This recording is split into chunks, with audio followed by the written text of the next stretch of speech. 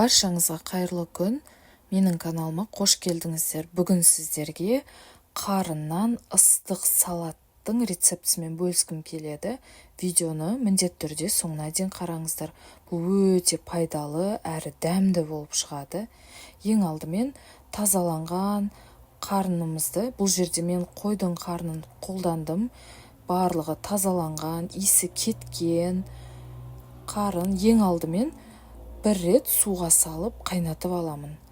Содан соң қайтадан суды төгіп, екінші рет суды қайнатып, қарнымды салып, толықтай піскенше 2-3 сағатта өте жұмсақ болып пісу үшін сонша уақыт қайнатамын.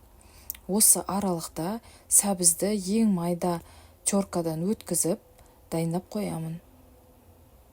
Пиязымызды да жарты дөңгелектеп, турап дайындап қоямыз. Тәтті бұрыштарды да қосуға болады, бірақ біз онша ұнатпаймыз, сол үшін мен оны қоспадым. Қарнымыз толық піскен соң, оны суытамыз.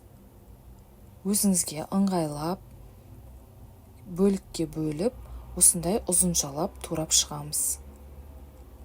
Табамызға сары май немесе сұйық майды да салуға болады. Туралған қарынды саламыз, пияз саламыз.